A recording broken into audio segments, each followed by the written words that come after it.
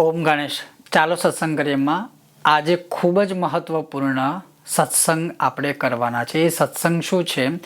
તો જે રીતે તમે દર વર્ષે સાંભળતા હશો કે જોતા હશો કે આજે રાખડી બાંધવી છે, રક્ષાબંધન કરવી છે, તો એમાં ભદ્રા નામનું તો કોઈ અશુભ મુહૂર્ત નથી આવતું ને આ બધું આપણે ચેક કરીએ છીએ. પણ એ ભદ્રા છે શું? એ ભદ્રાની ઉત્પત્તિ કેવી રીતે થઈ? ભદ્રા કોની પુત્રી છે કે ભદ્રા કોની બહેન છે? અને ભદ્રામાં પણ અશુભ હોવા છતાં પણ એવું કયું કાર્ય કરીએ તો જે બહુ જ ઉત્તમ ફળ આપે? ભદ્રાના નામને બધું જ આજે ભદ્રા વિશે હું તમને આજે આ વિડીયોમાં એવો સત્સંગ કરાવીશ જે કદાચ ક્યારેય પહેલાં તમે સાંભળ્યો નહીં હોય. જો તમને આ વિષય વિડીયો પસંદ આવે તો તમે લાઇક કરજો, શેર કરજો અને ચેનલ પર નવા હોય તો સબસ્ક્રાઈબ કરજો. ભદ્રા વિશે રાજા યુધિષ્ઠિર ભગવાન શ્રી કૃષ્ણને એવું પૂછે છે કે હે પ્રભુ, એવું મેં સાંભળ્યું છે કે આ લોકમાં અને પરલોકમાં એવું મેં સાંભળ્યું છે કે આ લોકમાં અને પરલોકમાં આ જે વિષ્ટિકરણ આપણે તમે જ્યારે બાળકો જન્મે ત્યારે નક્ષત્ર યોગ કરણ જે કહીએ ને એ કરણમાં વિષ્ટિ છે ને વિષ્ટિનું બીજું નામ છે ભદ્રા.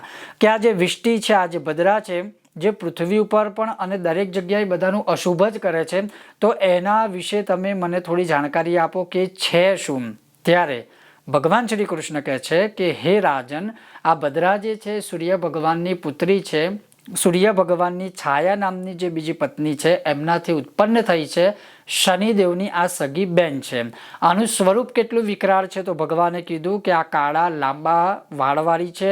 એનો પોતાનો પણ વર્ણ એકદમ કાળો છે. મોટા મોટા દાંત છે, ભયંકર રૂપવાળી છે અને જ્યારે જન્મી એવી તરત જ આ પૃથ્વીને ગ્રાસ કરવા માટે, આખી પૃથ્વીને ગળવા માટે દોડી પડી હતી.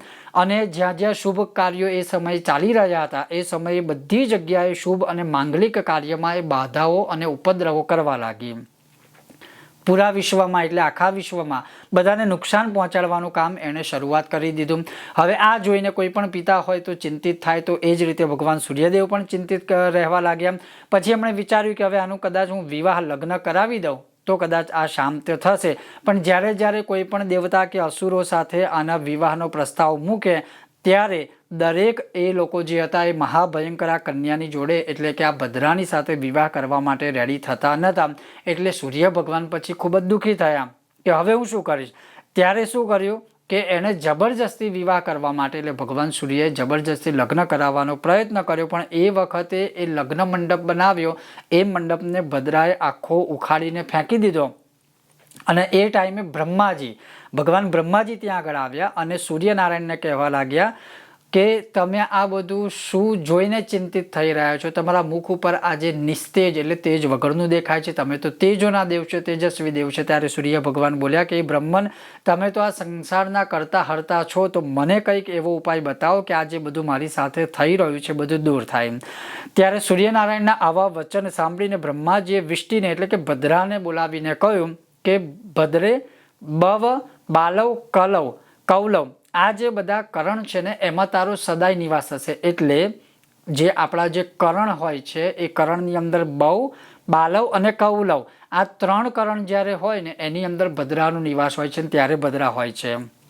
કહ્યું કે જ્યારે પણ કોઈ વ્યક્તિ યાત્રા કરશે, કોઈ શુભ જગ્યાએ પ્રવેશ એટલે ઘરમાં ગૃહ પ્રવેશ કરશે કે કોઈ માંગલ્ય કાર્ય કરશે, કોઈ ખેતીની શરૂઆત કરશે, કોઈ વ્યાપારની શરૂઆત કરશે, ઉદ્યોગ આદિ આ બધું કરશે, તો એમાં તું વિઘ્ન નાખીશ. એ જ્યારે આ કરણ ચાલતા હશે ત્યારે અને જ્યારે ભદ્રા તારો નિવાસ ચાલતો હશે ત્યારે એટલે ભદ્રા હોય ત્યારે આ બધા સારા કાર્યો થતા નથી, માંગલિક કાર્યો થતા નથી. પછી કહ્યું કે 3 દિવસ હું તને આપું છું કે તું 3 દિવસ માટે જો કોઈ આવા માંગલિક કાર્ય કરે તો એમાં તું વિઘ્ન એને પહોંચાડી શકું છું. ચોથા દિવસના અડધા ભાગમાં દેવતા અને અસુર તારી પૂજા કરશે.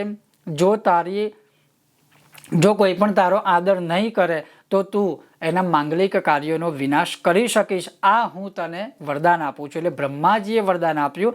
એટલે આ બાજુ વિષ્ટિ પણ દેવતા, દૈત્ય, મનુષ્ય બધા પ્રાણીઓને કષ્ટ પહોંચાડતી હતી અને બધે આમ તેમ ફરવા લાગી.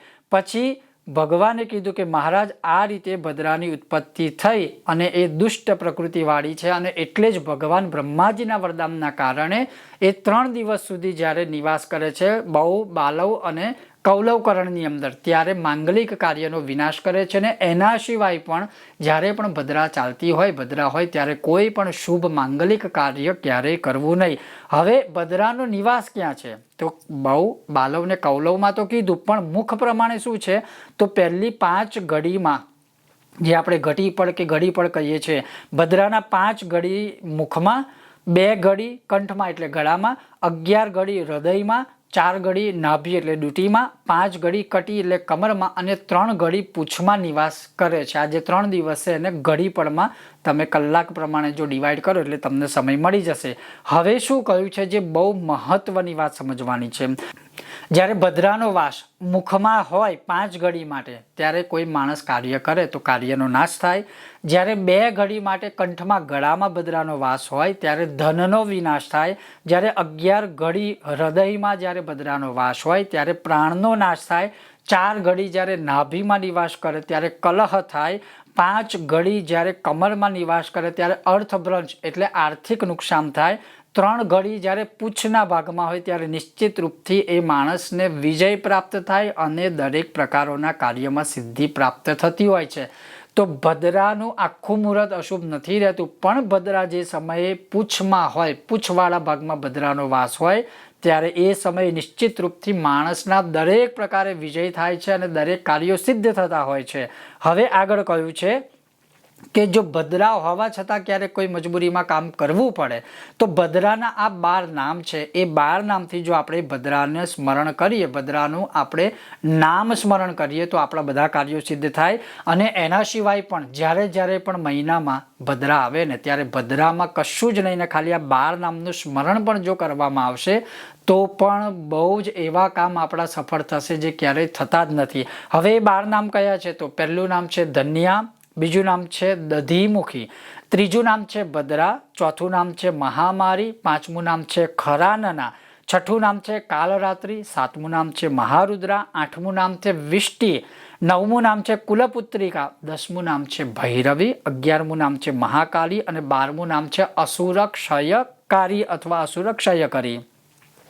આ 12 નામોનું જે કોઈ માણસ સવારે ઉઠીને નાહી ધોઈને ખાલી એક વાર પણ સ્મરણ કરે, ભલે ભદ્રા હોય કે ભદ્રા ના હોય તો પણ જો સ્મરણ કરે તો એ વ્યક્તિને ક્યારેય જીવનમાં સંકટનો ભય નથી રહેતો, રોગી રોગમુક્ત થાય છે, નવગ્રહો પણ અનુકૂળ થઈ જાય છે, કોઈ શુભ કાર્યમાં ક્યારેય કોઈ વિઘ્ન આવતું જ નથી, યુદ્ધમાં કે સરકારી કામોમાં વિજય પ્રાપ્ત થાય છે.